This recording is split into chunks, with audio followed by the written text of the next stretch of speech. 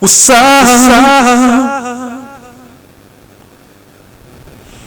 How you guys doing tonight? All right. I am going to talk about a situation that happened the other night. And I am going to play the article. And you guys can look it up if you like. But I am going to play the article and then I am going to speak on it as is.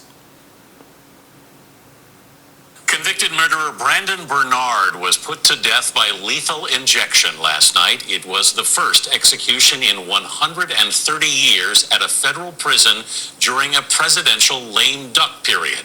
The 40-year-old was executed despite the pleas of celebrities, politicians, and jurors in his case. Errol Barnett has the story.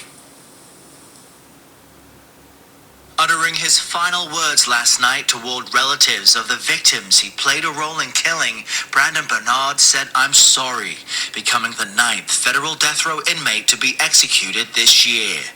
Bernard was 18 when he and 4 other teenagers abducted youth ministers Todd and Stacey Bagley.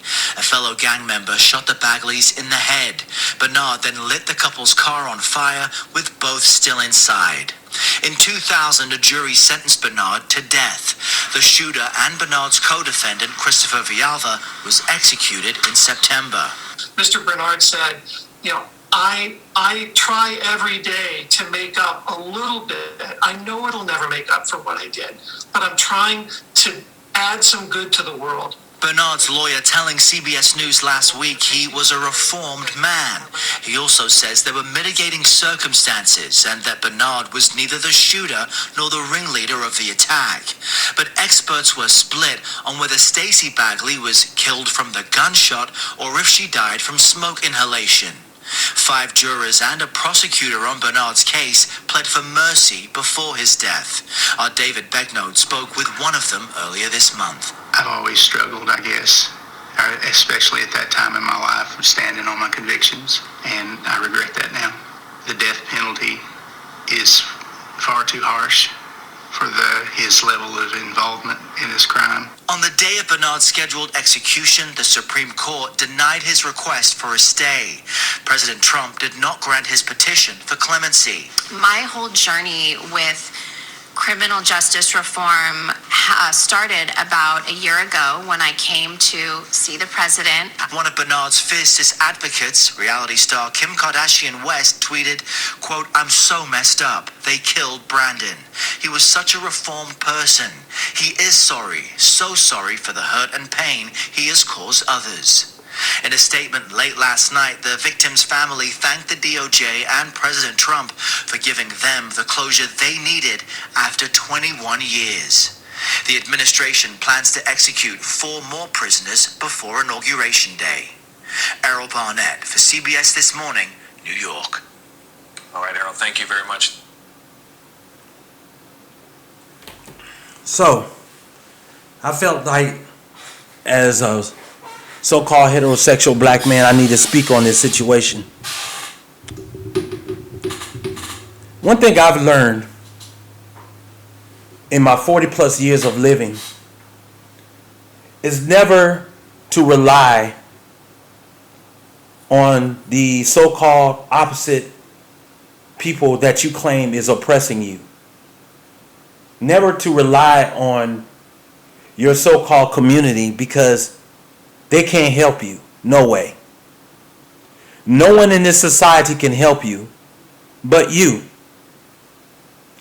So when you hear about Brandon Bernard execution and then you understand that what he did was wrong, young man, you should have thought about this before you made this action. Once again, black men are not understanding where they are in this society. You are in captivity. If you understand numbers like I do, and the percentages like I do, you understand that the black man in this society is at the bottom in every category, in every statistic there is. And when you know that you are behind the 8 ball, that should tell you to not dibble and dab in any criminality or criminal activity. But the so-called black community has always failed the heterosexual black man. Ever since he was in the womb, he failed. And now we are in captivity, and you are moving amongst the land of the captivity. You should always understand that everything that you do is a calculated step. So when you out here killing, doesn't matter if it's killing black folks or white folks, doesn't matter. But when you out here doing this kind of stuff, do not expect sympathy from those that you are begging to save your lives. Do not expect sympathy from so-called celebrities who thinking that they can help you when in reality they can't.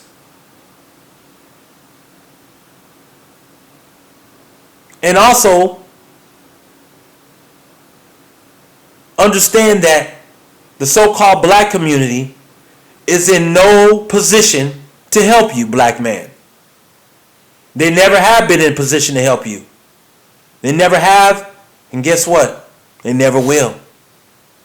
Because the way this society is set up. So I guess the most notable celebrity to try to help this young man was Kim Kardashian. That's unfortunate because the female, of course, have more power than you. And she still failed to help you out, black man. This is what happens when you rely on feminism, globalists, and the racial aspects of this society to help you out of your problems. And 10 out of 10, it's not going to go into your favor. So black men need to start walking with a purpose. Making up excuses talking about I'm reformed because you sit down and you are part of Nation of Islam, or you all of a sudden now you sit down and you're reading a Bible all of a sudden. Nope, I'm a changed man. Do not execute me. No, sir. It doesn't work that way. The feminist side of people, as far as the Kim Kardashians, are not going to help you. The globalist side of situations like this, as far as like other activists and actors and celebrities that's trying to help you, it ain't going to happen. The racialist side of things, where black folks who think that black men are being targeted, but yet and still your actions is what's put you there. Those black folks who say that, guess what? Those racialist black folks, not going to help you. Once again, that's what happens when you rely on these three things to think that they can help you. The only ones that can help you, black man, is the white man's checkbook. That's it. And the white man's checkbook tells me when a black man is behind bars and you relying on him to get you out when you are perfect for the industrial system called the prison industrial system, you tell me what your chances are in getting out. Who do you think is going to come out on top? Feminists, globalists, and racialists, or the white man's checkbook in helping you, brother? I give you a hint. You're batting 0 for 4. But yet and still you relied on those three. But that one that can get you out ain't going to get you out, because black men, you are perfect for the prison industrial system.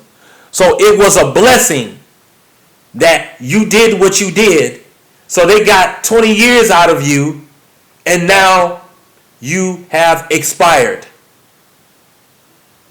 So, with that being said, I had to talk about this. It's a no-brainer for me. Black men need to start walking with a purpose. Stop looking for validation. Stop looking for excuses when you've done wrong. And then when you're doing wrong, you now all of a sudden you're begging the wrong types of people to help you. In reality, those three situations are funded by the ones that can actually get you out. But in reality, they don't want you out. The only problem was your time was expired. So guys, I just want to talk about this situation. The prison industrial system is perfect for the heterosexual black men. They can indoctrinate you. They can rape you within and make you go insane. Criminality should not come across our minds. Being a three-dimensional thinker, walking with a purpose, keep your head to the sky, and understand you are in captivity. And the only way to get out of this captivity and to maneuver in this captivity is through your knowledge, not violence. So I just want to talk about this situation because I felt the need it needed to be discussed. So I condolences to his family and condolences to the loved ones who were lost, and the two people that were lost. And black men, start walking with a purpose.